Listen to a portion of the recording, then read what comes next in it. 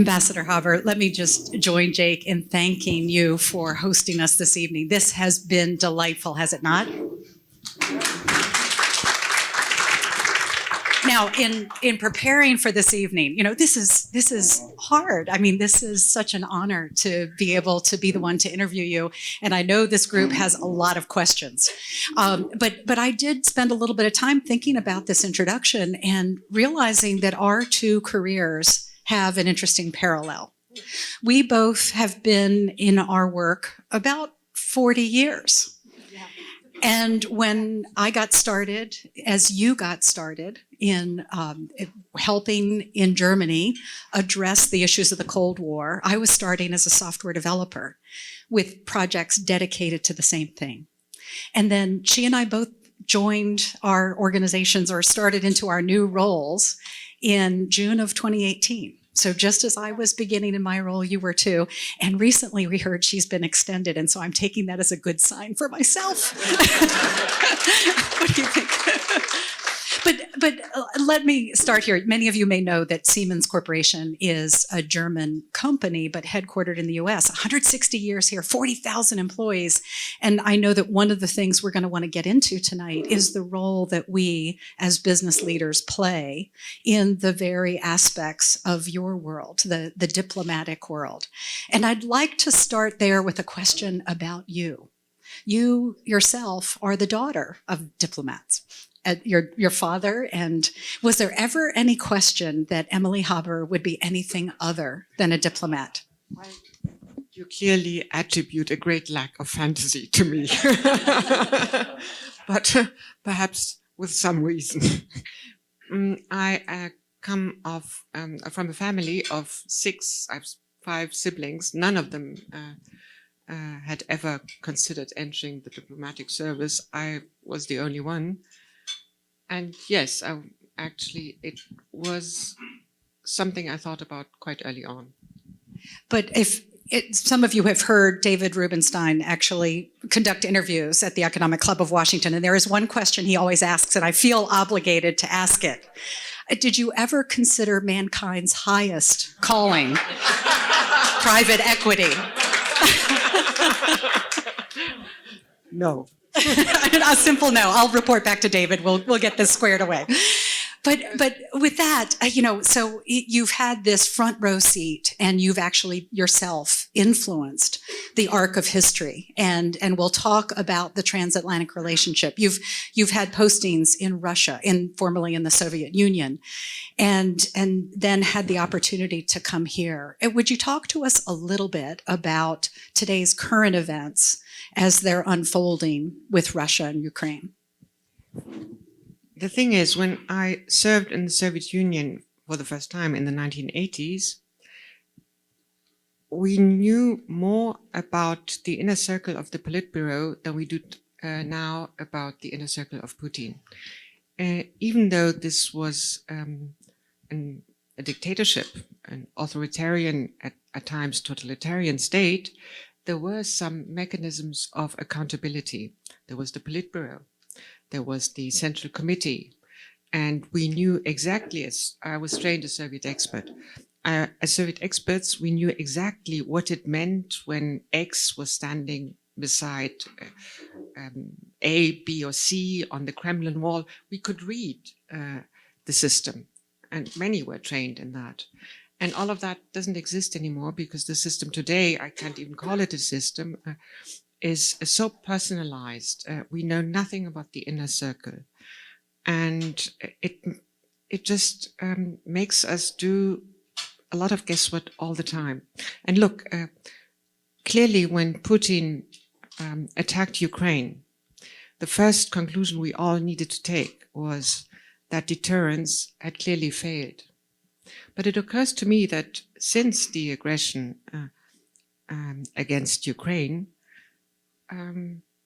none of the things that Putin had announced as retaliation against the West have actually occurred. I remember in 2008, during the August War, I warned my colleagues that it was before the August War, it was after the independence of Kosovo. I warned my colleagues saying, Putin and the defense ministers have repeatedly talked about Kosovo in the context of Abkhazia and South Ossetia. He's creating a precedent, and he's doing what he says. He does what he says. You see, that's not the case anymore. That's the strange thing. He has announced, did he not, that he would retaliate should Finland and Sweden become members of NATO? Did he? No. He has announced attacks against supply chains. Should we continue to support Ukraine by military equipment? Did he? No, he did not. The entire theater of war, including asymmetric actions and cyber actions, have been confined to Ukraine, although he has said otherwise. So I'm not saying that I am saying that so far he's been clearly and intentionally cautious in not extending the war, preventing spillovers. But I'm not quite sure whether we can extrapolate from that in a situation where the air is becoming very thin for him, with consequences for the systemic security of his regime, that he will not. For the moment, my prediction would be that he is counting on a devastating winter in Europe, on skyrocketing energy prices, with all the consequences this may have on public moods and resentment and so forth. And he's counting clearly also on the divisive effects of an economic situation that will look much more dire in Europe than it will in the United States. Not only because of the energy prices, but also because of the energy prices. So let's be very cautious in predicting what will happen. As long as he believes he has got some leverage by dint of economic crisis or whatever over us, caution may reign. If that's not the case anymore, I worry. We've been hearing that part of the calculus here is to prevent going to the brink. The part of the calculus is to prevent moves that would cause, those longer term, steady decisions. We've seen some success in the Northeast in Ukraine this week, and I think we would say much of that is attributable to the work of NATO to actually help the Ukrainians. And I'm curious how you read sort of the successes there, and are we at risk of pushing things too far there, or is that territory that's able to be ceded at this point? Well, look, everything that happened after February 24th, from where Russia stood, was pushing things too far. Finland and Sweden, members of NATO. Ukraine will become a member of the European Union, has been equipped by modern and very efficient military equipment, something that Putin before had said was going to be a red line. Effectively, all the neighbors, our Eastern European neighbors, are much more hawkish than they used to be. So there's a long string of consequences of the Russian behavior that is clearly and has been clearly unacceptable and incompatible with the designs he had. And the designs he had was a brutal territorial land grab, and very much a return of imperialism, Russian imperialism. So, but what this, again, I return to what I said before. It's easy to analyze this, but what will happen once he has no leverage and no incentive anymore? Does that make a country with chemical and with nuclear weapons more dangerous? And to what extent will there's still only small slivers of prospects of opposition against him in the wake of a Russian failure, because that's what we can assess as of now. I'm basically saying that in spite of the success, the situation is becoming more dangerous, and we'll have to deal with it. And we will have to deal with it. Thank you. It is. Thank you so much for sharing your perspectives on this, because none of us have roles similar to yours where we would be dealing with these issues day in and day out. Let's shift this conversation a little bit then to the energy implications and what this is likely to mean for all of us. We're aware of the shortages that we're expecting in Europe. We recognize the kind of pressure that will put not only on Europeans for basic needs, but also on their participation in the global supply chain. Here we sit in the United States. Are there things we can and should be thinking about in terms of the role we can play in this moment? Clearly, we're in for a difficult winter. Although what I heard in Germany when discussing this was it's not the next winter that's going to be the problem. It's the winter after that.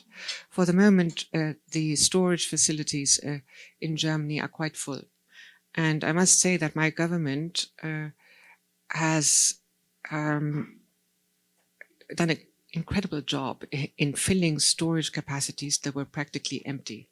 One needs to remember that 50% of them were bought by Gazprom a couple of years ago. 50%.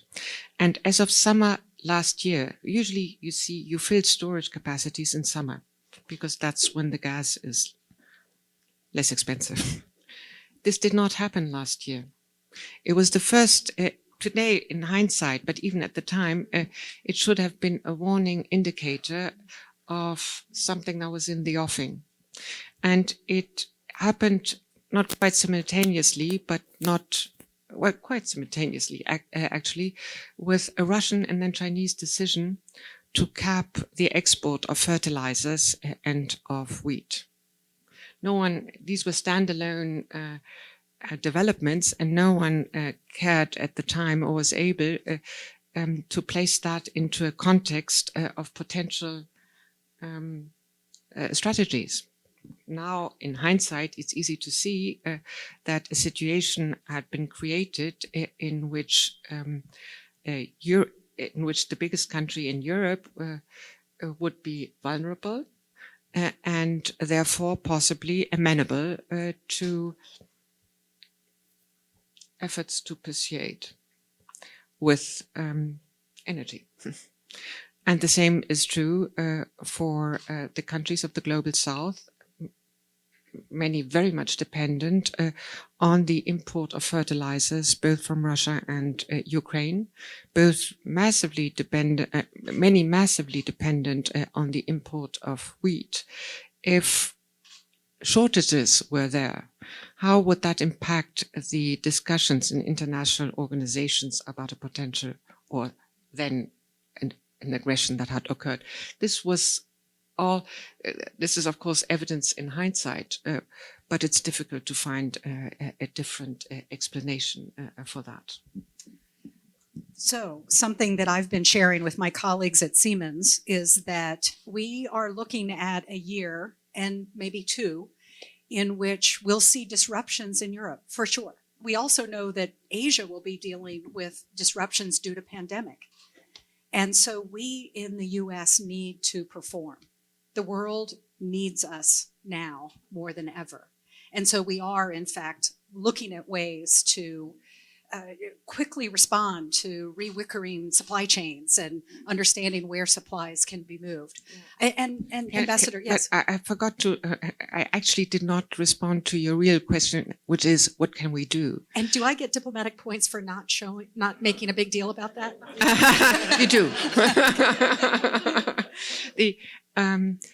What I should have added, and we talked about it before, is I think there's a lot our two countries can do in trying to figure out how LNG exports to Europe can be part of the solution. There needs to be a lot. We need to do thinking on the European side, on the German side certainly, We are, as you know, striving to move to renewables, but we will need transition energies, and transition can mean a longer time. But this is something that may be a piece in the general solution as we move forward to solve seriously difficult situation. This is a bit of a dilemma, isn't it? Because we in the US have now invested heavily in the beginnings of our transition to renewables. We have made very strong statements about not pursuing fossil fuel exploitation. And Germany actually was the leader in this, and the European Union has taken great strides. And yet we find ourselves in a moment when we do need that mix. So liquefied natural gas can be moved easily around the globe. It's far more effective than trying to load up a bunch of batteries.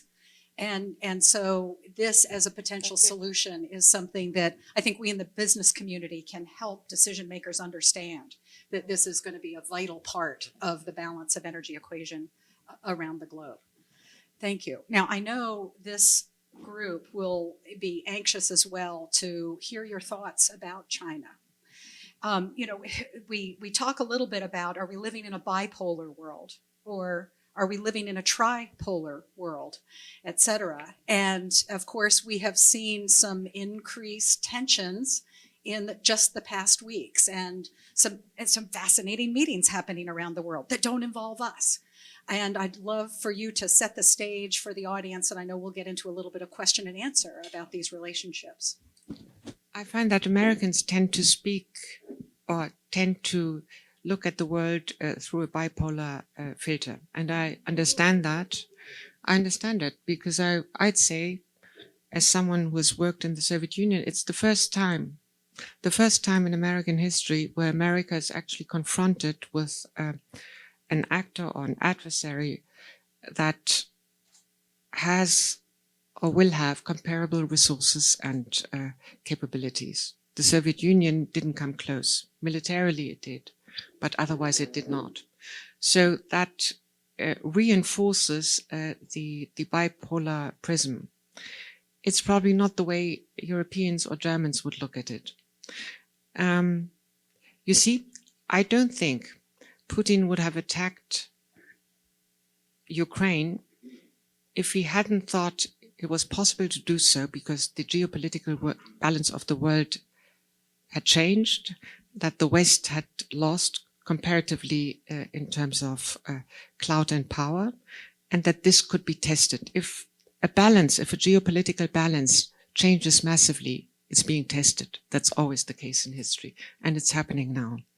I'm saying that because it's not only because of the rise of China. That's a massive factor, obviously. But there are also many, many other actors across the world. It's what we call the global south, although that's a very bad term for a large and very heterogeneous group in Africa and in Asia and in Latin America. But many of these countries of the global south have little inclination to join one camp or the other. We've seen that after the attempts in the United Nations to condemn the Russian aggression.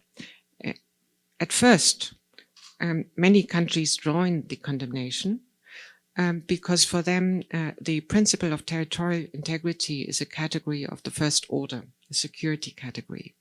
That changed over time. And one of the reasons, there are different reasons, also our focus on democracy, obviously, which for many of these countries is also a systemic category of security of the first order. But another reason was they were not ready and not willing to be part of one camp. It is truly, and that is my argument now, if we don't manage to look at the world in more multipolar worlds, and I'm not saying that for reasons of equidistance, I'm saying it because it's a fact, then we will lose countries that we need for our collective power projection. So my plea to you is, while China is the one and only, the one and single biggest challenge that America and Europe is confronted with.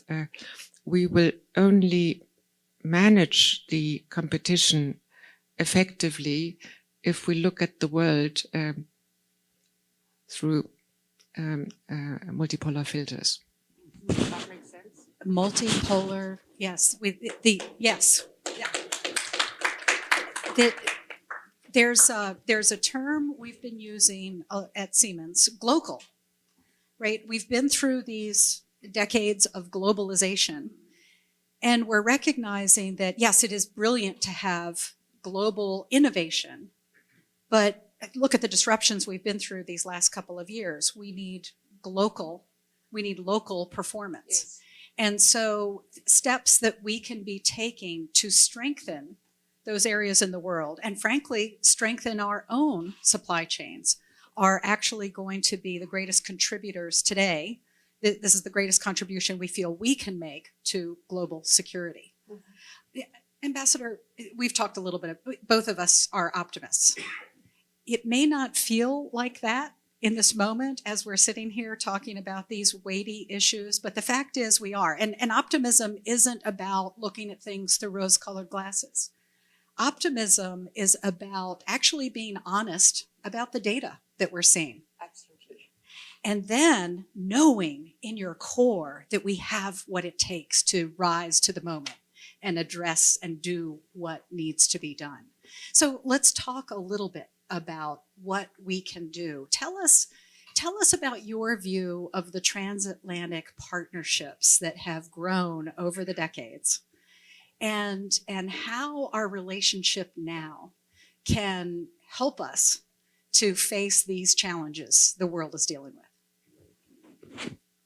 I expect the first part of your question alludes to the fact that the transatlantic relationship, not only the American-German relationship, the relationship America has with European countries, although I'll look at the German part of it, obviously, there is a very strong infrastructure of links. I felt that in recent years when our relationship at times was under stress. But I noted that while here, and with a good reason, I often was confronted with questions about pipelines and trade issues and tariffs and the 2% goals. Important as they are, these questions were, and important as the differences were, it's not what I felt or was confronted with when traveling through the country, when I went to universities or to businesses. Actually, it seemed to me that all the differences we had were in a faraway, separate universe, because there was this intense architecture of fabric, or what you want to call it, of bilateral links that existed no matter what the differences were. So that's part of the data bit. We are in a new chapter now. I think none of us would have predicted although perhaps I would have. You see, last summer, a year ago, all the discussions revolved around Afghanistan and AUKUS. And I felt at the time that people didn't really realize to what extent actually on Afghanistan, even on the withdrawal, we cooperated with the American administration. It was incredibly intense. Yes, things had overtaken us dramatically at a certain point, but this was not the counter evidence, if you will, for a lack of cooperation, let alone a lack of intention to cooperate. And AUKUS was a specific case, so I didn't overstate that. But there was out there the general narrative that the West was deeply divided, incapable of cooperating, that unilateralist tendencies had survived, and so forth. And I do wonder to what extent, by the way, the Russian president had read and misread, because he misread it, these cases. The truth is that ever since autumn last year, in preparation of what especially the American administration saw coming, and many in Europe did not believe it or could not imagine that the Russian president would be capable of doing something as mad and as foolish as he did. But this was the beginning of an intensely close cooperation, information sharing, the shaping of an alliance, the shaping of common positions, and well, we really did well. We really did well. And look at the story that I described at the outset, the story after the 24th of February. It is a story of success. And it's a consequence of close cooperation, realizing that only collectively we can actually push back. And whether we are capable to push back and whether we will prevail will, I think, not only be read by others, but also, look, we are entering a new era. The post-Cold War era has ended with the Russian war. And I don't know what the new era will be called. But what I know is the degree in which we manage to cooperate and shape the outcome of this aggression will probably give a name to the era that we are entering now. This is words of inspiration. And in fact, by the way, the naming contest begins tonight. By the way, you were talking about interacting with businesses. Who is your favorite German-American business here in the United States? Siemens. Hey, There was no other chance. So. It's on. It's on. Actually, I do have one more question that I just want to broaden this out a little bit bigger and think not as Germans, not as Americans, but think as citizens of the world. And we have come through intense disruption. And I'm curious whether you have a view of whether we're coming out of this disruption stronger. Are there areas where you think we have learned things and where we've accelerated things that will help us into this new, as yet unnamed age? I hope so. I'll go to another example, which I'm not quite sure is as inspiring, and that's COVID. I think what we have seen during the COVID days was, to some extent, an implosion of international governance at a moment when we needed it most, and when mankind needed it most. Yes, there were islands of cooperation, but as structures of global governance has not worked. And what this has left us with, or should, and I hope it will, is the lesson from COVID that if international cooperation and governance implodes, it can have catastrophic consequences for humans, and we should really think through what this will mean for other possible great catastrophes, from disruptive technologies to climate change. COVID has left us with that lesson. We cannot afford to let international governance, global governance, regional governments implode because the costs are incredible. There we have it. Ambassador, I want to tell you, we are so grateful for you sharing your perspectives. We're so grateful for your service to your nation and what that means to ours.